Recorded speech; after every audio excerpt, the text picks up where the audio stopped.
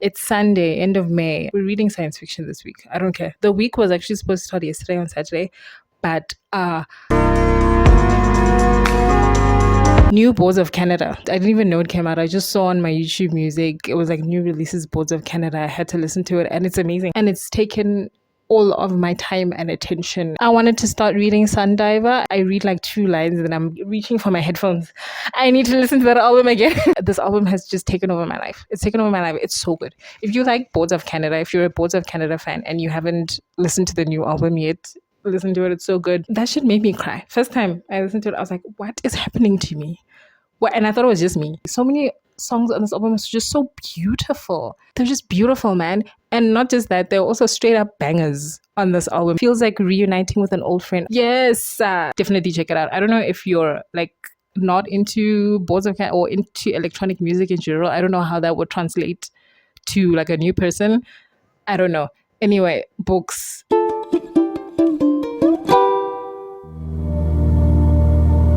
Science fiction is one of my most abandoned DNF'd categories because it's my most read genre. But hopefully we get another 5-star. My last 5-star science fiction was last year. So that's what we're going to do this week. Bear in mind, again, that my week is different to your week. My week doesn't have a set number of days. So it could be anything from 4 days to 30. I'm going to listen to this album for the last time and then I'm going to lock in and read. Album of the decade alert. Oh my God. Also, shout out to India once again for inspiring some of the best music in the world. There's so much India in this album. Like, it's so good. It's so good. Help me, help me, help.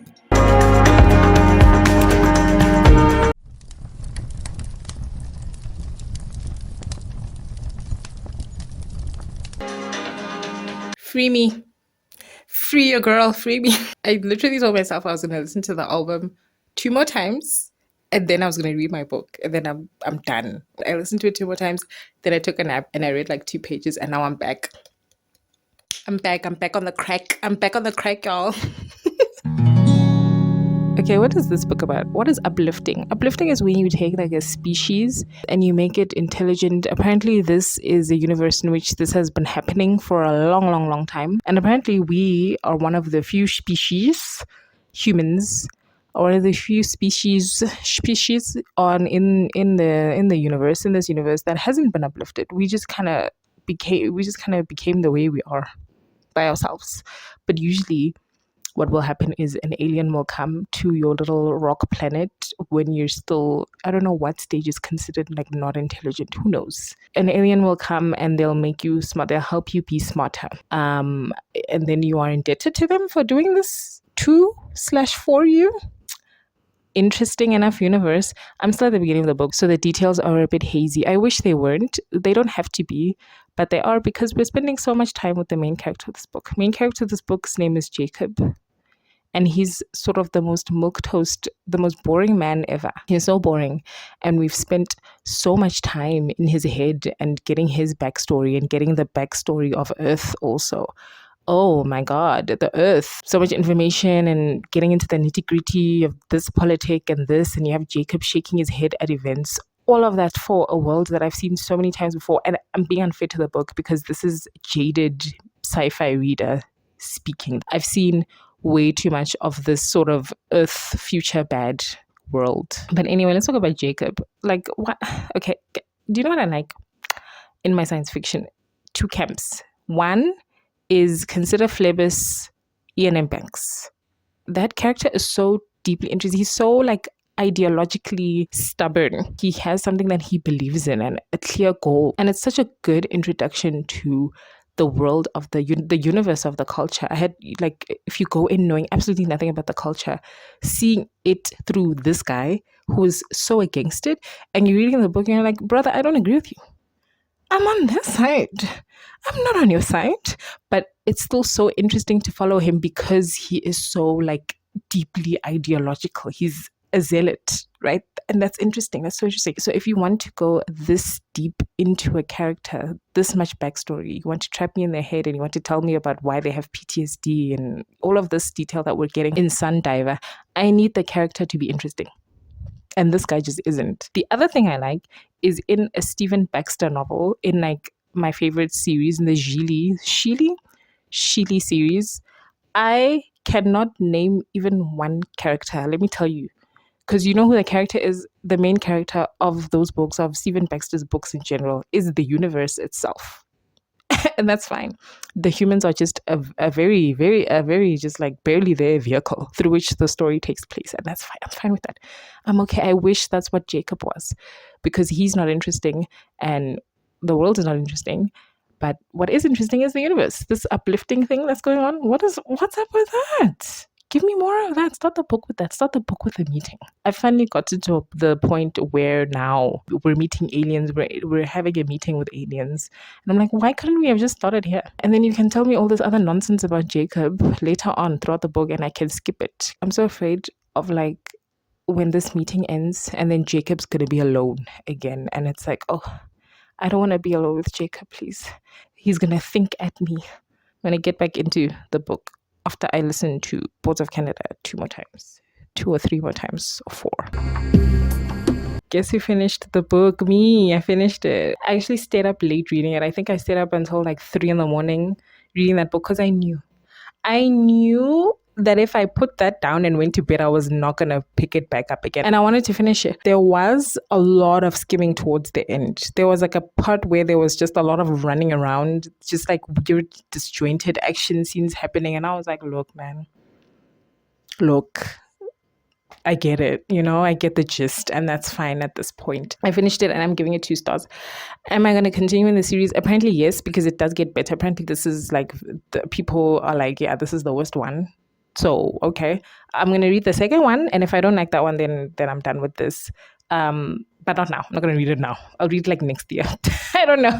I'll come back to this world later. So what have I described what uplifting is? It doesn't matter. It's basically ancient aliens. Like, I kind of find that interesting. I think there could be so much done with that, but that was such a small part of this book. What this book actually was, what is it called? A closed door murder mystery. Not what I signed up for. I signed up for intrigue, a galaxy teeming with life and weird alien cultures. That's what I signed up for.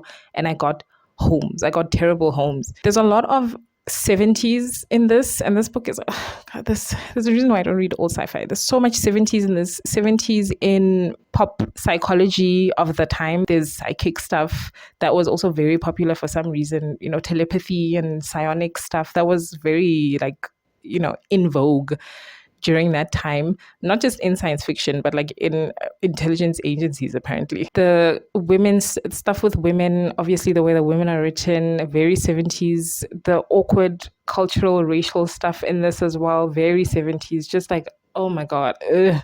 The writing was also just like not great.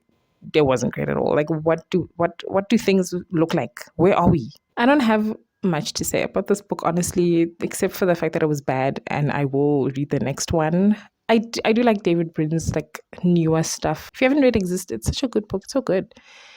It's so good. There's also a lot of dolphin stuff in Existence and in this. I don't think I find dolphins as interesting as David does, but this book did make me think about xenophobia and obviously xenophilia.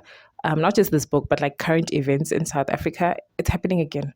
I came of age at a time. One of my formative memories of when I was a teenager was the xenophobic attacks back when I was growing up.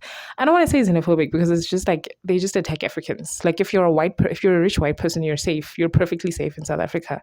But anyway, one of the things I remember was newspaper. Back when we used to buy newspapers, was opening the newspaper, and how it's like folded. The top half is like a cop smiling, has a big bright smile. He looks like he's having a great time. He's like, he's like leaned. He's like, he's like chilling. He's like standing so casually holding something. I can't see it because it's on the other side.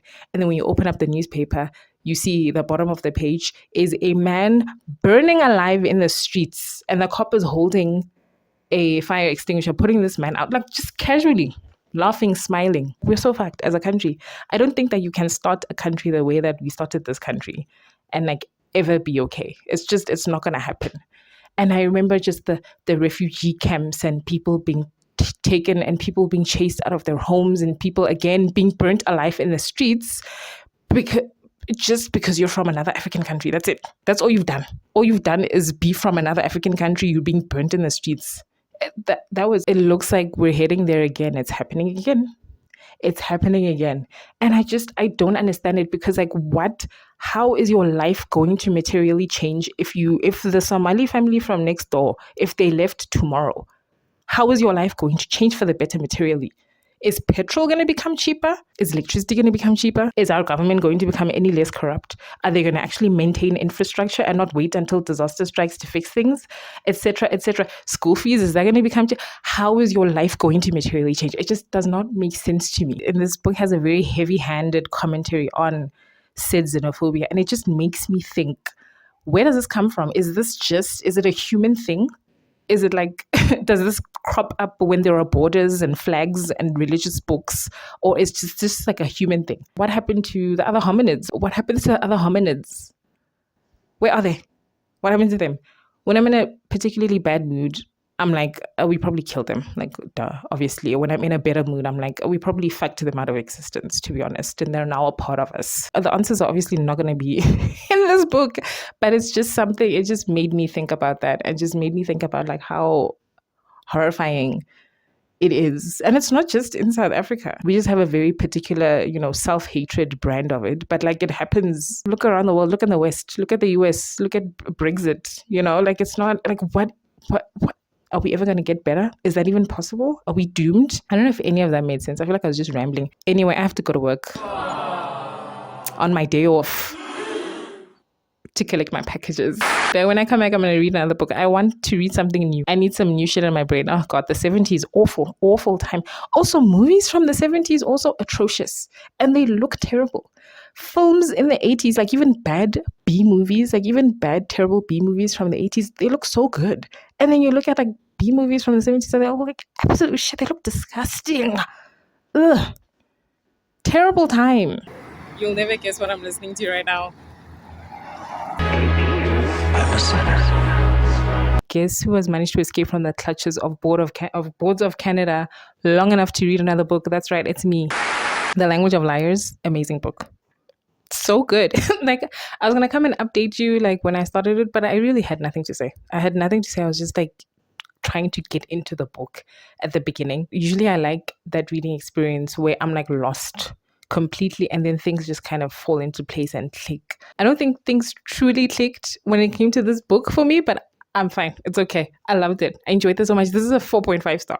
I don't want to say too much about this book. If you like science fiction, just read this book. I'm not even going to tell you. I'm not going to try and summarize it in my own cute way.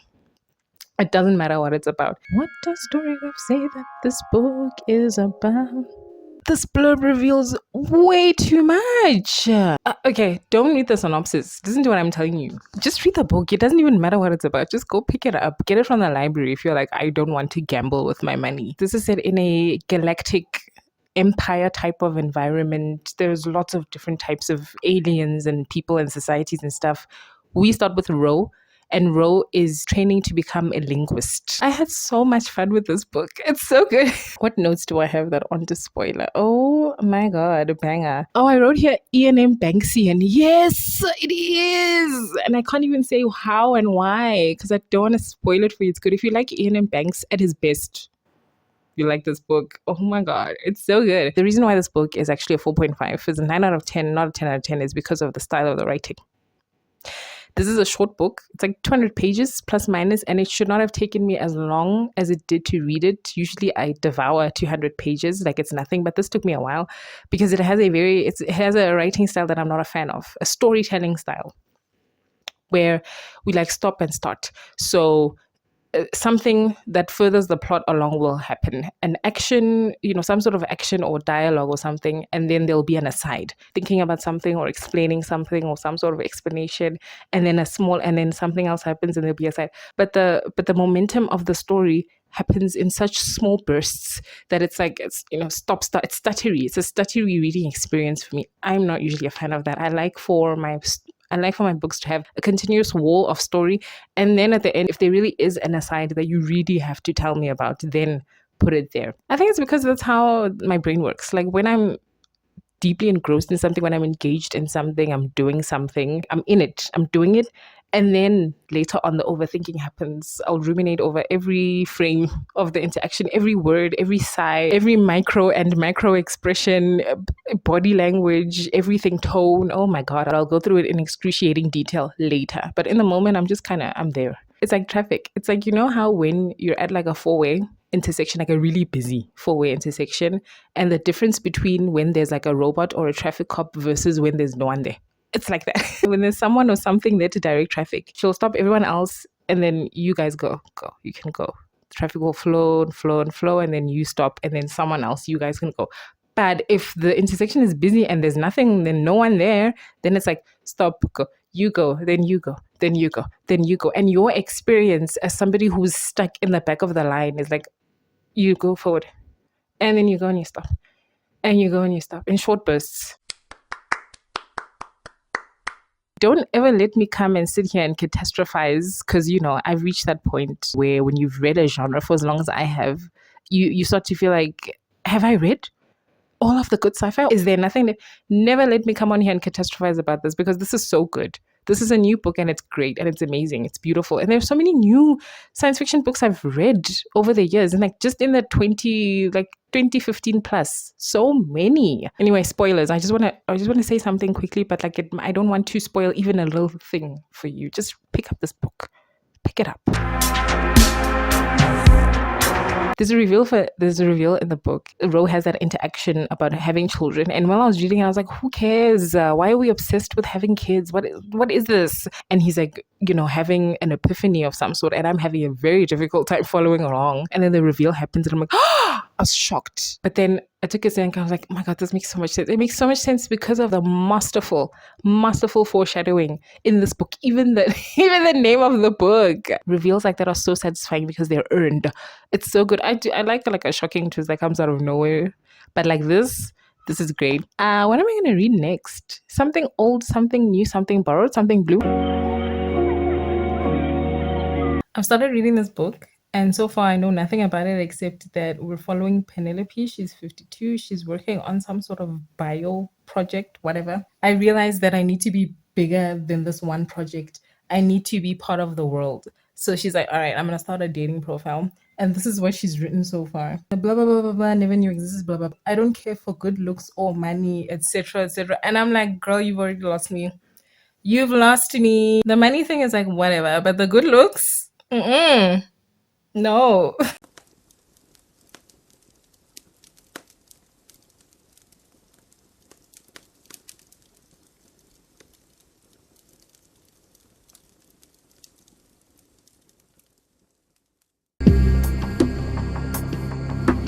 I could not finish that Greensmith video because it's written oddly. I'm going to be nice and say oddly.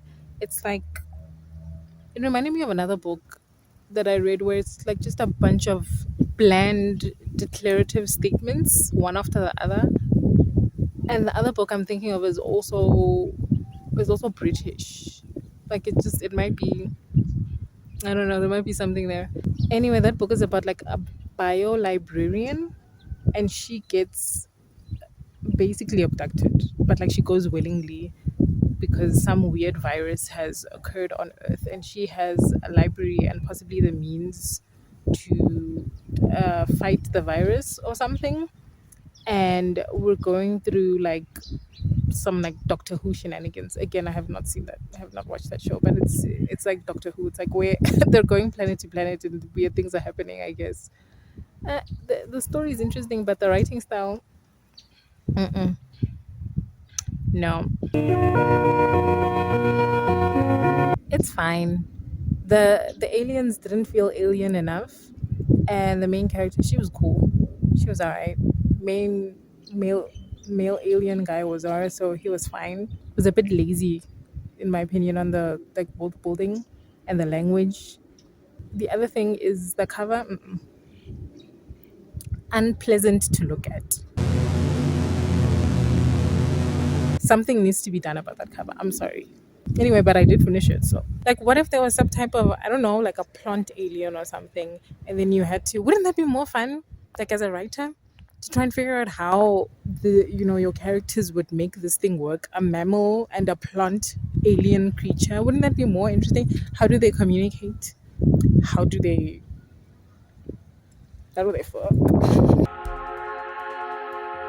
Hey, Under the Eye of the Big Bird. This is a short story collection that's trying very hard to pretend like it's not. There's the use of the word interconnected in some of the marketing, and I'm like, girl, just because the stories take place in the same universe does not mean they're interconnected. Apparently, there is some connection between the story, but I couldn't find one. This was like indistinguishable from reading a short story collection, which I'm not a fan of. An anthology? Hell yeah.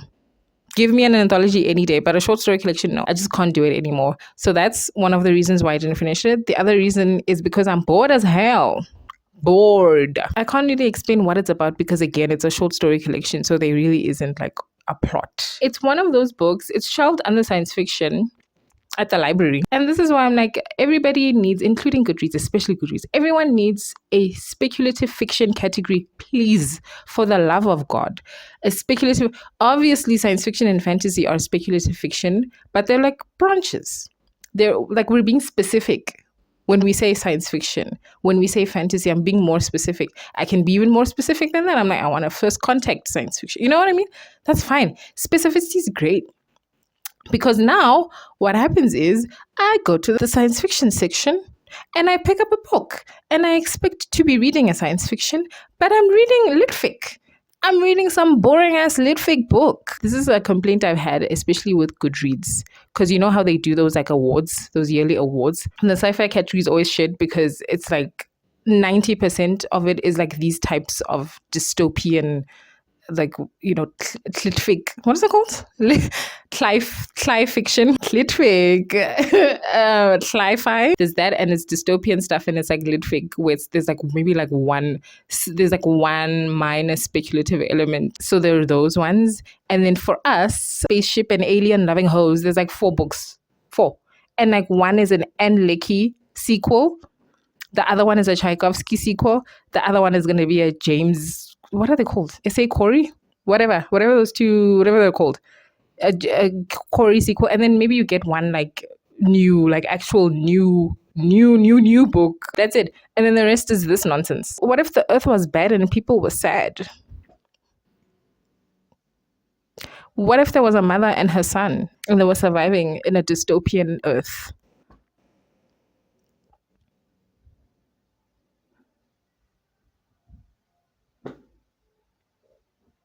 Please. So separate them. If we had like a speculative fiction section, you could dump all of those books in there, and then we can have our sci-fi books.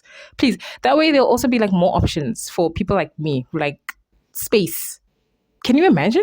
Space in a science fiction? My God, somebody tell Goodreads about this new thing. Anyway, back to this book. The other note that I had was about the writing, that it's dry, but also the actual note was that, like, because this is translated Japanese literature. And I'm like, how come we all have the same complaint about Japanese translated literature? It cannot be the translators, because you're telling me it's all of the translators. It's not like it's the same translator every time. I was starting to think, you know what? It might just be the writing. Maybe that's just how it is. I don't know. Like, we can't keep blaming the translators. Anyway, here's some things I highlighted. But while I was highlighting some of this, I was like, you know what? I can see the appeal of these types of books. If you are this type of reader, I can see it.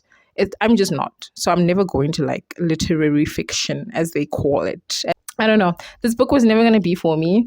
I might have read it if it was the first story expanded into like a novel, into like a novella. Did I talk about Greensmith? Oh yeah, I did.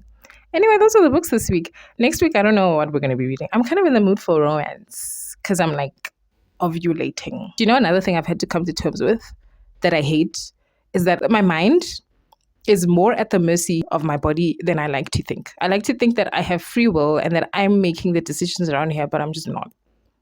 I'm not. Like, I'm not in charge here. It's crazy. I might read romance, and I also want to read nonfiction. I'm kind of in the mood for some nonfiction. I've been getting through this one physics book, but I got to a section where I was like, oh yeah, I don't like vectors and trigonometry and calculus. I find this shit boring as hell. Why am I here again? Why am I back here? Why am I doing this?